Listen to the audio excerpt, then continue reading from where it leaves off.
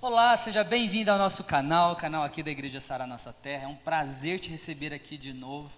E hoje, como eu prometi ontem, eu tô com fogo puro aqui do meu lado. Ana Laura, seja bem-vinda, Ana, nesse canal. Amém, muito obrigado. Eu espero que essa mensagem edifique a todos, como tem edificado. E bora lá. E hoje nós estamos muito felizes, porque nós estamos continuando aí. Chegamos ao 19º dia, já passamos aí por 18 dias completos, ganhando sabedoria, entendimento, e vamos aí por mais 11 dias à frente, conhecendo mais do Senhor, conhecendo mais da sua palavra. E hoje nós estamos aqui com o Provérbio 19, e hoje eu ganhei folga. Hoje a Ana vai ler. Amém, amém. Então vamos. O tema principal é o pobre é sábio e o rico é avarento. Melhor é o pobre que vive com integridade do que o insensato que só fala tolices. Não é proveitoso ter zelo sem discernimento, nem ser precipitado e desviar-se do caminho. A perversidade do ser humano corrompe sua vida, mas é contra o Senhor e sua alma se rebela. A fortuna produz muitos amigos, mas até o melhor amigo do pobre o abandona. Então, Ana, olha aqui o versículo 1. É melhor ser pobre e honesto que ser desonesto e tolo. A honestidade vale muito, então, para Salomão. Sim, é claro. Se você pegar a maioria dos provérbios, a maioria ele fala sobre a questão de honestidade. A honestidade não vai muito questão de classe média, classe baixa, não, mas vai sim da pessoa. E como nós vemos em toda a Bíblia, Deus preza muito o caráter. E uma coisa que ele vai trabalhar em todo o capítulo, eu espero que vocês prestem atenção, mas é o quê? A gente, independente do que nós temos, o que nós temos financeiramente, a gente sejamos honestos. Se você é rico, seja honesto. Se você é pobre, seja honesto. Perfeito. E olha que ele continua falando assim, de nada adianta entusiasmo sem conhecimento. E a pressa resulta em escolhas erradas. Você já escolheu alguma coisa na vida assim, rápido e deu errado? A maioria das pessoas que me conhecem sabe que eu sou muito instantânea com as coisas. A princípio, quando eu entrei na igreja, uma das coisas que a maioria das pessoas falavam para mim é: Ana, tenha paciência, tenha calma nas palavras, nas suas atitudes. E a gente vive uma geração muito instantânea, tudo a gente quer rápido. E algumas coisas a gente tira de proveito isso, mas outras, a maioria das vezes, a gente quebra a cara por isso. Tudo na vida tem um tempo. Como Eclesiastes mesmo, do próprio mesmo autor, tudo há tempo, Eclesiastes 3. Então, a gente tem que saber lidar com o tempo. Tudo tem seu tempo certo, então ter paciência. O entusiasmo é bom, mas com equilíbrio, saber lidar com ele. Amém. São muitos que têm prazer em adular os governantes, e todos são amigos do que valiosos presentes. O pobre é desprezado por todos os seus parentes, quanto mais por seus amigos. Ainda que os procure para lhes pedir ajuda, não os encontre em lugar nenhum. O que adquire entendimento ama a sua própria alma, e o que preserva a sua inteligência encontra o bem. A falsa testemunha não viverá sem castigo, e o que prefere mentiras perecerá. Ana, olha o verso 8. Quem adquire bom senso ama a si mesmo. Quem dá valor ao entendimento prospera. Muitas vezes a gente deixa de lado a questão de adquirir conhecimento. Esses dias a gente estava ouvindo uma pregação no Arena, não sei quem estava falando a respeito disso, de ficar muito tempo no celular, ficar muito tempo fazendo coisas que não valem muito a pena, às vezes parado em casa, na televisão, alguma coisa assim. E aqui ele está falando que a respeito de buscar conhecimento, é amar a si próprio. Quantas vezes nós deixamos de nos amar, nos entregando a esse tipo de coisas insensatas, né? Coisas tolas, como Salomão chama aqui de tolices, mas são coisas desprezíveis, coisas que não agregam. O que agrega numa pessoa ficar 8 horas por dia em frente à televisão? Exatamente nada. E a gente vê que a maioria dos conteúdos, infelizmente, são inúteis. A gente vê que é poucas as coisas que a gente tem tirado proveito hoje na mídia. As coisas que têm sendo proferido na televisão.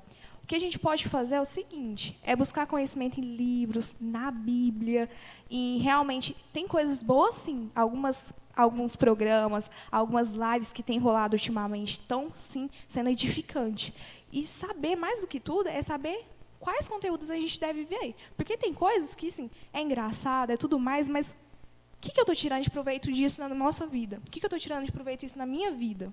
O jovem, a maioria dos jovens hoje tem isso. Vai vamos levando a vida, vamos levando, e acaba que o tempo passa, a vida passa e não produziu exatamente nada. E se frustra lá na frente por causa disso. Eu vou até indicar para vocês, tem uma igreja legal, bacana, que está fazendo uma série de palavras sobre provérbios.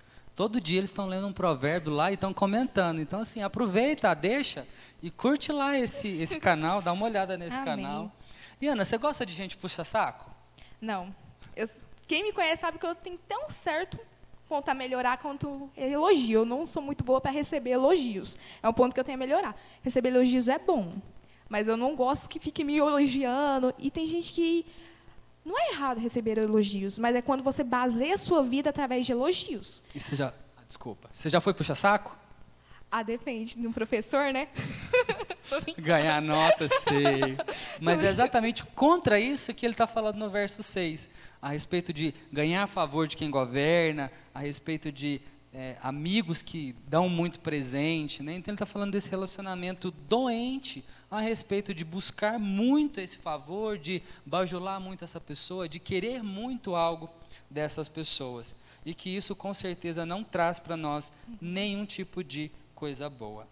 Número 10. Não fique bem que os tolos vivam luxuosamente, mas o ridículo ainda é servo e dominar os príncipes. Sábio é o homem que consegue controlar o seu gênio, e sua grandeza está em generosidade e perdoador, o que se ofende. A ira do rei é como um rugido de leão enfurecido, entretanto, sua bondade é como orvalho que desce suave sobre a relva. Um filho sem juízo pode levar o seu pai à desgraça. A esposa murmuradora e briguenta é como uma goteira que não para de gotejar. Jesus, você já dormiu com a goteira pingando perto da sua cabeça? Deus eterno. Imagina. Então, que tipo de pessoa nós devemos ser? Aqui ele está falando sobre a esposa, né? Ele está falando aí que... Qual que é esse versículo agora? Fugiu. O da esposa é o número 13. O 13. Isso. Né? Ele vai A esposa falar. briguenta, é irritante. Então, é só a esposa que intriguenta, que é irritante, a briguenta? Não, o marido briguento também é irritante. Ele está falando aqui da esposa, mas a gente tem que aprender a absorver para os dois lados, tanto a esposa quanto o esposo. No capítulo 15, se não me engano, ele começa falando sobre a mulher sábia, que a mulher sábia edifica a sua casa. É o 14, né? O capítulo 14 começa falando isso. Então a gente precisa começar a entender esse tipo de dinâmica. E eu tenho que me preocupar só quando eu casar, Ana? Não, a gente tem que já trabalhar isso em nós desde agora, solteiro. Porque eu entendo que alguns problemas que você não trata na sua solteirice, você sozinho, no seu eu, você vai levar para um futuro relacionamento, seja familiar, seja conjugal, em outras áreas, trabalhista, profissional. Então, assim, coisas que a gente tem que tratar no nosso eu mesmo. Agora, olha o verso 11, Ana. O sensato não perde calma, mas conquista respeito ao ignorar ofensas. Você consegue ignorar quando as pessoas começam a te ofender? Hoje tenho aprendido. Muitas vezes, algum tempo passado, eu já ficava nervosa, criticava, queria brigar, mas tenho aprendido que o maior sábio é aquele que fica em silêncio, muitas vezes. Eu acho que a gente tem cometido muitos erros ao ficar falando. E o que esperar de algumas pessoas que não têm o conhecimento que a gente tem? A gente quer exigir na mesma moeda delas. E o que a gente pode mudar é em nós mesmos. Então, a gente pode ser a diferença. E não exigir que a pessoa seja a diferença em nossas vidas. Nosso pastor costuma dizer uma coisa, que a mulher casa esperando que o homem mude. E o homem casa achando que a mulher nunca vai mudar. Será que eu falei certo? Eu acho que Falei. Ele está aqui, ele balançou a cabeça falando que eu falei certo. Mas é isso mesmo. O homem casa ali com aquele sonho, a mulher tem aquele outro sonho. Todo mundo sonhando, imaginando que vai ser mil maravilhas. Aí no caminhar da história, as coisas mudam, as coisas não mudam. E aí você fica numa situação complicada, entrando aí nessa situação da esposa birrenta, do marido briguento, que é uma miséria dentro de casa. E vamos continuar, Ana? Vamos. Número 14. O homem pode herdar dos seus pais a casa e dinheiro, mas somente o Senhor pode conceder uma esposa sábia. A indolescência conduz o sono profundo e o preguiçoso passa fome. Quem obedece às leis do Senhor vive mais e melhor. Quem despreza a palavra de Deus, certamente encontrará a morte eterna. Grava esse 16 aí, porque eu vou voltar nele depois. Não vou falar dele agora, não. Mas eu quero destacar aqui o verso 15. Sua versão é um pouco diferente da minha. A minha fala: o preguiçoso dorme profundamente, mas a sua apatia o leva a passar fome. E não é só esse versículo que ele fala do preguiçoso, não. Versículo 24, eu vou antecipar aqui. O preguiçoso pega a comida na mão, mas não se dá o trabalho de levar à boca. Vai passar fome. Preguiçoso. E Salomão fala, na maioria dos capítulos dele, ele fala tanto sobre honrar os pais, né, pai e mãe, quanto ele fala de ser preguiçoso. A maioria dos capítulos, se você acompanhou a gente, você entendeu aí que ele fala contra a preguiça, que nós precisamos exercer no trabalho, viver uma vida de trabalho para conquistar todas essas coisas. Mais alguma consideração, Ana? A esposa prudente vem do Senhor. A esposa prudente, o esposo prudente, o namorado prudente, a namorada prudente, vem do Senhor. Não fica procurando aonde não tem coisa para você achar, não. Avalia, conversa com a pessoa primeiro. Não vai entrando de cabeça em qualquer tipo de relacionamento, não. Conversa com o seu líder, divide com as pessoas que você vive. Analisa essa pessoa, não vai pela paixão, pelo corpo, pela beleza. Paixão, corpo, beleza, tudo acaba. Cabeça não, viu? Gente briguenta não muda, não. Muda, se Jesus entrar, mas caso contrário. Continuando. Quem trata bem os pobres, emprestando ao Senhor, ele recompensará regiamente. Disciplina os teus filhos enquanto eles têm idade para aprender. Não comperes para a morte deles. A pessoa iracunda. Eu errei essa palavra. Iracunda. Tem de sofrer as consequências do seu mau gênio, porquanto tu a livrares. Virás a ter repetir tal ajuda vez após outra. Esse versículo ele é bem interessante, que ele fala da pessoa iracunda, é uma pessoa que se ira com facilidade, que qualquer coisa ela perde as estribeiras. E ele está fazendo uma alerta para a gente, que se a gente fica cuidando desse tipo de pessoa, resolvendo os problemas que essa pessoa cria, ela vai continuar criando problemas e a gente vai continuar levando essa pessoa como se a gente fosse babá dela para o resto da vida. Então ele está chamando a nossa atenção para ajudar essa pessoa a mudar de vida e não a resolver os problemas dela. Esse é um ponto interessante dessa parte que você leu. Outra parte interessante que eu gosto muito é o versículo 17. Quem ajuda ao pobre empresta ao Senhor e ele o recompensará. Eu sei que você pensou em algo específico para falar desse versículo, então eu vou deixar a bola contigo. Eu creio que a gente só dá quando a gente tem. Muitas vezes a gente quer receber das pessoas, a gente quer receber de Deus, a gente quer receber, mas a melhor parte é dar. Eu conheço uma pessoa que fala muito sobre isso, que é o quê? Quanto mais você tem, mais você deve doar. A gente recebe do Senhor na medida que a gente está dando, porque Ele conhece o nosso coração. E eu conheço várias pessoas que têm isso em princípio de vida e são grandes abençoadas hoje justamente por isso. Então, assim, se você tem pouco, o pouco que você tem que dar. Se você tem muito, dê mais ainda. Mas, dependente do valor, da quantia, do que você tem, apenas dê. É um bom dia que você pode dar? Dê. É uma quantia? Dê. É o seu ouvido para ouvir aquela pessoa? Então, dê. Bem assim, Ana. Perfeito. Continuando? Amém. Presta bastante atenção aos lábios conselhos, os sábios conselhosos, e recebe de coração e orientação. Assim alcançarás a sabedoria.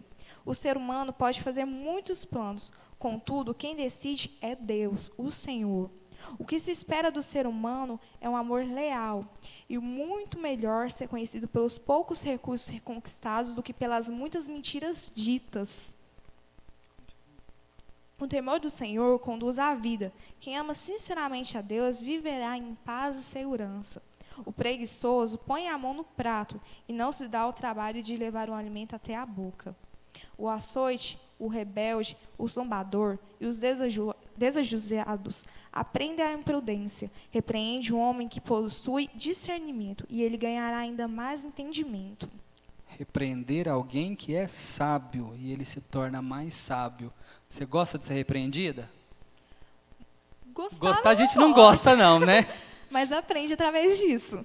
Exato, mas a gente entende que é importante, que é necessário. Eu costumo brincar muito com o pastor, que é meu líder aqui. Eu falo assim, puxa a orelha mesmo, vai, mete o dedo na ferida. Por quê?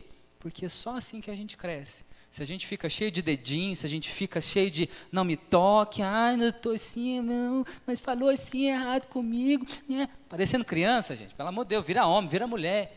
Encara de frente a dificuldade, a necessidade, para você crescer. E é isso que ele está falando aqui. Né? Se castigar o zombador, o ingênuo aprenderá uma lição, mas se corrigir um sábio, ele se torna mais sábio ainda. Nós já comentamos aqui para trás, existem alguns versículos que falam a respeito disso. O sábio aprende uma lição e continua sendo sábio, vira mais sábio ainda. Mas Ana, esse livro de Provérbios, ele fala muito em temor do Senhor. Lá nos primeiros capítulos, ele fala que o temor do Senhor é o princípio da sabedoria. No capítulo 14, se não me engano, ele fala também que o temor do Senhor guarda a nossa vida, é fonte de vida para a gente. E alguns outros capítulos ele também vai falar de temor do Senhor, dando uma outra característica que esse temor do Senhor gera. E aqui nós vemos mais uma vez ele falar sobre o temor do Senhor. Ele fala que o temor do Senhor conduz a vida, conduz para a vida e é proteção contra o mal. E temor do Senhor, eu volto a frisar, não é temor de medo, não é o mesmo temor do bicho-papão. Esse temor aqui é respeito, é obediência, é temor de respeitar, de reverenciar, exatamente, reverência a esse Deus. Nesse trechinho que a gente leu, você tem mais algum para comentar? Eu gosto muito do 21. Fala que a natureza humana faz planos, mas o propósito do Senhor prevalecerá. Na versão da Ana fala diferente, que o homem faz plano, mas a resposta vem do Senhor. Então, nós comentamos aqui alguns dias atrás, e eu volto a frisar, faça planos, faça sonhos, coloque diante do Senhor, mas descansa no Senhor, e deixe Ele trabalhar a seu favor. Eu não posso desmerecer o seu trabalho, mas eu também não posso colocar tudo só na conta do Senhor. É meio a meio. Você trabalha em alguma parte, o Senhor resolve outra parte. Não deixa tudo para o Senhor. Eu gosto de uma frase que fala, ore como se tudo dependesse da sua oração. E trabalhe como se tudo dependesse do seu trabalho. Assim, você vai chegar muito longe, com certeza. Amém, amém. O filho é capaz de roubar o pai e expulsa a mãe de casa. Não tenha vergonha em qualquer valor humano. Filho meu, se deixas de ouvir a instrução, logo te afastarás dos seus ensinos capazes de dar a verdadeira inteligência. A testemunha corrupta zomba da justiça e a boca dos ímpios tem fome de iniquidade. Preparados estão os juízos para todos os rebeldes e escarnecedores, assim como os açoites para as costas dos perversos. Eita, acabou. E agora, Ana? O que a gente vai falar desse trechinho final? Tem uma regra de vida que eu acho que todos nós já ouvimos. Aquilo que a gente tem plantado, uma hora ou outra, a gente colherá. Se a gente planta maldade, iniquidade, palavras perversas, atitudes perversas, a gente colherá isso. Então, toda a Bíblia vem falando sobre isso. A gente, quando vem para Cristo, a gente conhece a Cristo, a gente pensa assim, nossa, aquilo que eu fiz no meu passado, ou aquelas atitudes, aquelas pessoas que eu magoei, não vão vir à tona essas coisas? Não, vão sim. A gente tem só uma visão diferente da quando a gente praticou. Mas, igual falando aqui em Provérbios, aquela iniquidade, tudo aquilo que a gente tem praticado, uma hora ou outra virá sobre as nossas costas, virá sobre o juízo, virá o juízo. Em toda a Bíblia a gente vê o juízo de Deus. O que seria o juízo de Deus? Nada mais é que a justiça. Jesus, Deus, Ele é justo, Ele é amor, Ele é paz, Ele é toda aquela paternidade, mas tem uma parte que muitas vezes a gente deixa de lado, que é o que nada mais é a justiça. Então, assim, aquilo que a gente planta, a gente colhe. Então, vamos ver o que está sendo a nossa semente. O que a gente tem plantado, que palavras a gente tem proferido, que atitudes a gente tem praticado contra a vida de outras pessoas e até mesmo com as nossas vidas. E Provérbios inteiro vai falar sobre isso, que a gente tem que ter ciência do que a gente está fazendo, as nossas palavras, as nossas atitudes. Exato. Plantar é opcional, colher não é. Aquilo que você planta, Certinho. você colhe. E caminhando aqui para o nosso final, Ana, tem 3 versículos aí que ele fala a respeito de testemunha falsa. Aqui no 28, que é o último versículo que ele fala que a testemunha corrupta zomba da justiça, a boca do perverso devora o mal. Lá atrás ele falou que a testemunha falsa não ficará sem castigo, o mentiroso será destruído. E antes ele fala que a testemunha falsa, ele repete, não ficará sem castigo, o mentiroso também não escapará. Então ele está buscando o quê? Ser pautado na verdade. Precisamos ser pautados na verdade, viver a verdade. Quando ele fala de testemunha, eu me lembro muito sobre o que Jesus pediu para a gente ser. Testemunha. Testemunhe. Quando ele está falando, convidando os discípulos a ir por todo mundo, ser testemunhas, explicar o amor, mostrar o amor de Deus, e esse é o convite de Deus para nós. O primeiro convite é o quê? Ser justo, ser honesto, ser filho, que ele nos trata como filho. Em todo esse capítulo de Provérbios, você pode reparar que ele está nos tratando como filhos. E agora ele está também chamando a atenção para sermos verdadeiros. E aí eu quero fechar aqui com o verso 16. Quem guarda os mandamentos, preserva a vida. Quem o despreza, morrerá. E é com esse versículo que eu quero fechar esse capítulo, esse capítulo 19. Vamos guardar a nossa vida, vamos proteger a nossa vida. O que fala na sua versão?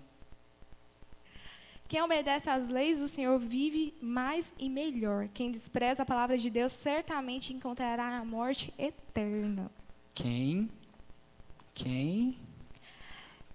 obedece às leis do Senhor. Quem obedece às leis do Senhor encontra o quê? Vida. E ele fala isso tantas vezes. E é esse o principal foco de Deus. Seja obediente, que você vai encontrar vida. E não é uma vida só aqui, ou talvez as pessoas ficam pensando só na vida depois da morte, depois que a gente morrer, foi para o céu ou foi para o inferno. Não, mas Deus está preocupado com a nossa vida desde que a gente nasceu. E nós somos seres eternos. Nós estamos aqui nessa terra confinados nesse momento. Mas nós vamos para um reino eterno. Amém. E qual será esse reino eterno? Céu ou outro lugar? Alguma consideração final, Ana? Não só isso.